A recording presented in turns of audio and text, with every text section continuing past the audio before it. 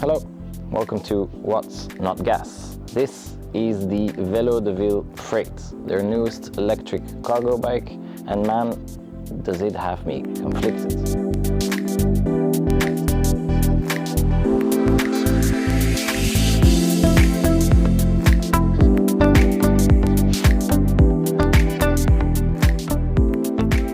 Because on one hand, this is a premium cargo bike, it has everything it needs to have.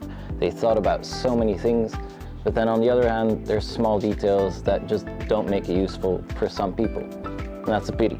But let's get into the details to figure out if you're one of those people who will like this, or if you're one of those people who might have some issues. This is unpaid media, and so this is my honest and full opinion. That said, I really did like this bike. It rides well, my kids loved it, and that box, you know, safety first, is really one of their pillars.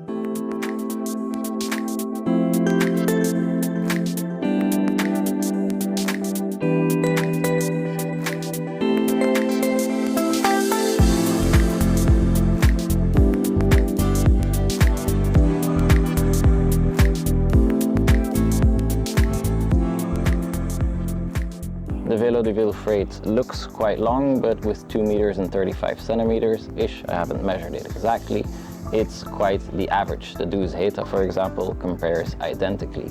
What is different is the weight. This one weighs 75 kilos, and that makes it very heavy compared to some other cargo bikes that are around 40, 50 to even 60 kilos. On the other hand, that gives you that improved stability at higher speeds, and it also gives you that higher carry capacity up to 250 kilos. Keep in mind that includes your weight and the weight of the bike. It's also not wider than your average at 90 something centimeters. It fits on a bike path, at least in Europe.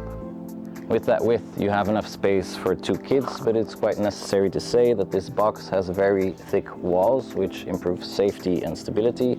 They're also steel enforced, so quite nice if you're looking for that extra safety, but that does offer a little less space or volume inside the box.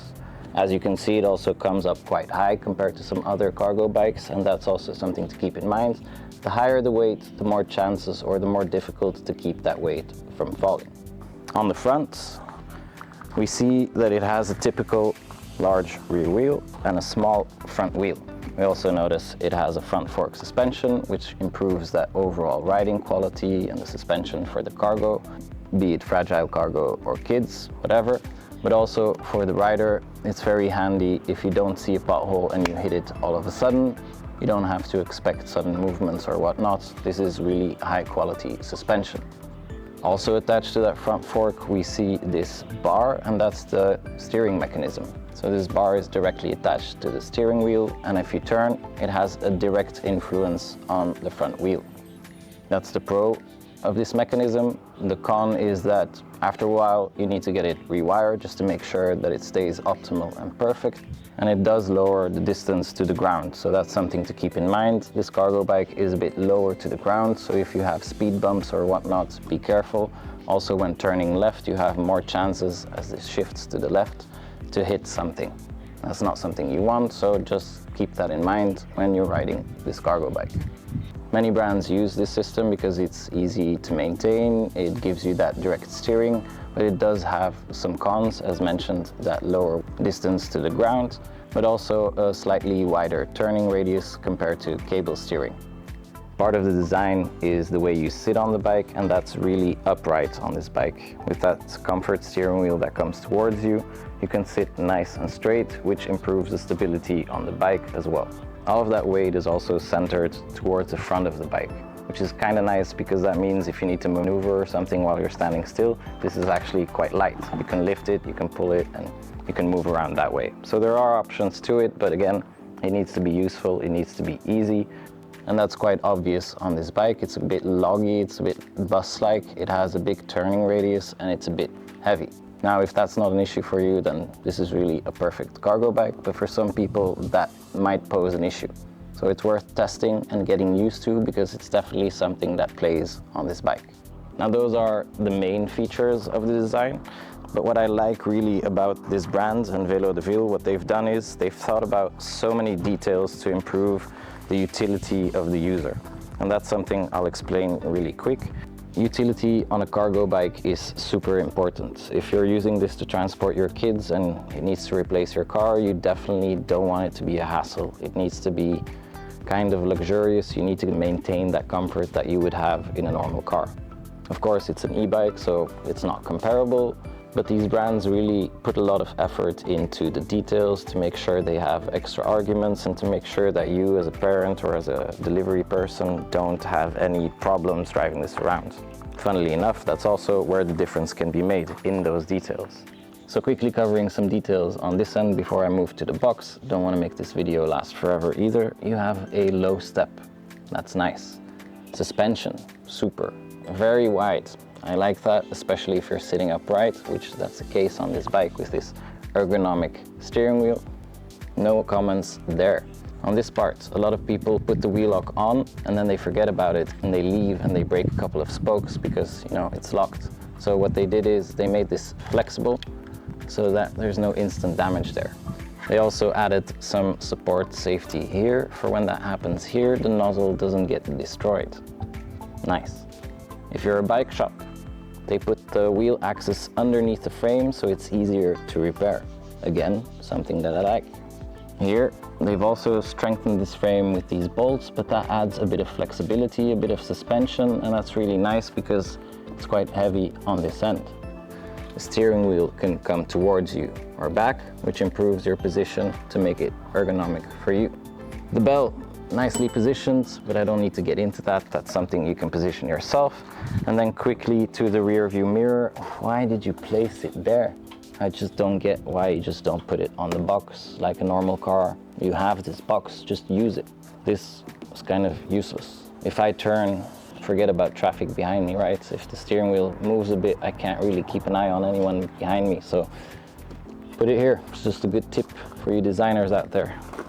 Also the box, really a lot of work and detail went into this. The box, like I said, it's very thick and very well protected. It also has this steel frame. You see these bars here as well as a bit lower. These go all the way around and protect whoever is in here. I'm pretty sure these German brands are preparing for a crash test or something because it's clear safety is higher in their brands than in other European or foreign brands.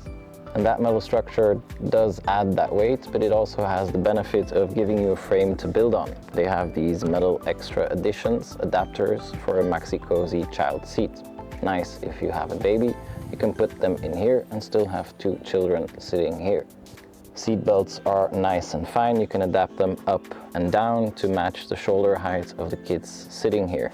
This bench can go up and down. You can kind of hide it, and then you have the seat belts. 1 to 3 point seat belt, which attaches and locks in. Plenty of adaptability options, which is nice. I also wondered what this was for, but my kid showed me when he was sitting in here. He was flying the aircraft, so that's quite nice. And it also makes that they can open the attachments themselves. Super duper.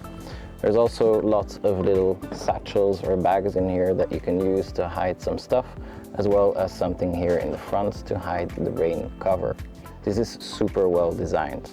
Also the quality of this entire steel frame, it was really remarkable. It's the first time I've seen someone finish it this well. But then again, that adds the weight, and the weight is one of the cons of this bike, so pros and cons depends on what type of cargo bike you're looking for. The rest is accessories. So this rain cap, really nice.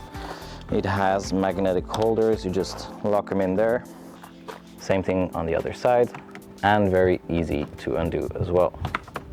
There's also extra fabric that you can attach on the side with these zippers, and they also have a black cover to make sure that if it's super sunny, you know, you can keep the kids out of the sun.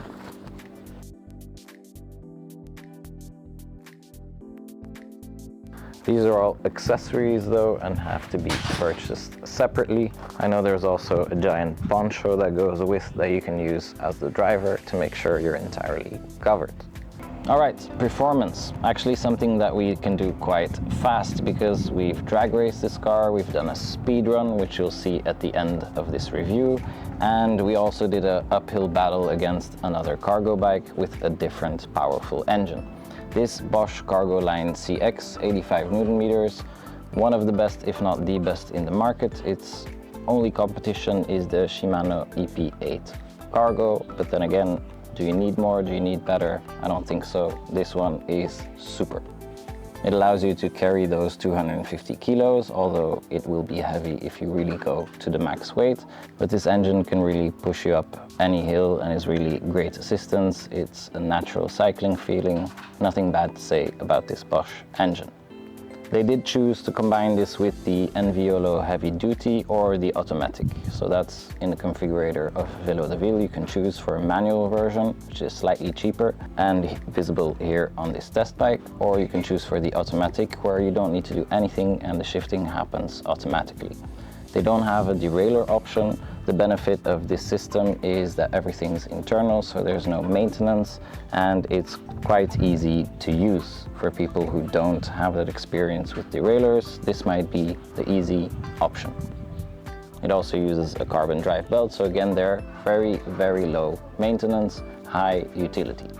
The engine also makes use of a battery, and again there, Velo de Ville with their configurator give you plenty of options. You can use 500 watt hours, which limits you to, let's say, 30 to 60 kilometers if you are really carrying cargo uphill and downhill as well. You can opt for 625 or 725 watt hours. If you need more, you can double any of these watt hours. So that gives you 6 options to choose from, which to me seems plenty of options.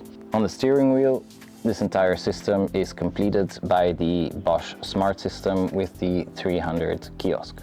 Again, on this test bike, in the configurator, you have more options. There's also plenty of accessories you can choose. You can adapt the box, you can have a GPS module. I mean, go check out their configurator, it's quite nice. The biggest benefit might be that you can choose so many different colors to really make this one unique, because that's something I've noticed. A lot of cargo bikes look identical. If there's 5 of them in a parking lot, how do you know which one's yours?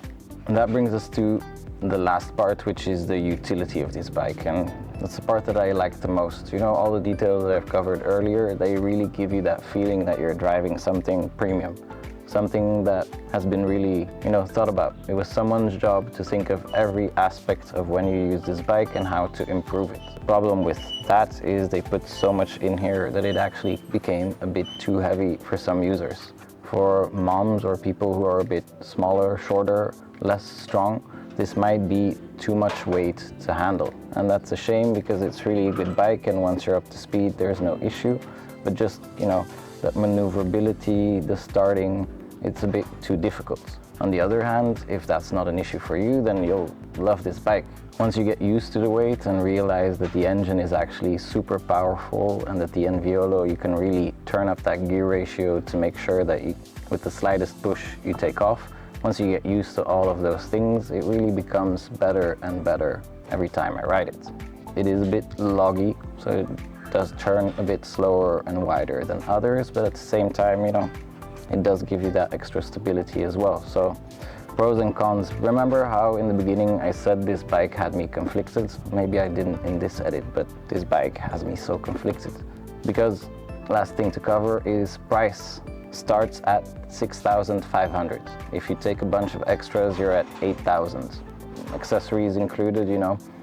That's quite a hefty price, and for that price you can buy almost any cargo bike in the market, and then you have quite dangerous alternatives who, you know, also try to make the best cargo bike. So I would say test it out. That's what I did, that's why I'm sitting here, that's why I'm making this video. Test it out and you'll find out. Don't test it once, test it for a week, test it for 2 weeks. Just make sure that you can, you know, have some time to get used to it, because it does take some getting used to.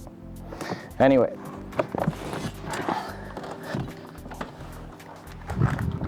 I forgot to show you what they did make the best. On this e-bike, they have the best standards, the best foot. This piece, so well done. I push, it's off. I put my foot on there. I just put a bit of weight, and that's 75 kilos. I don't even need to hold it. Look. Yep. That's amazing. That's really well done. Bravo. With this, put it here, please. Okay, that's it. I ended up making it longer than I wanted. If you liked, then like and subscribe. If you have comments or anything you want to add or ask, please write them down below, and you will see me in the next video.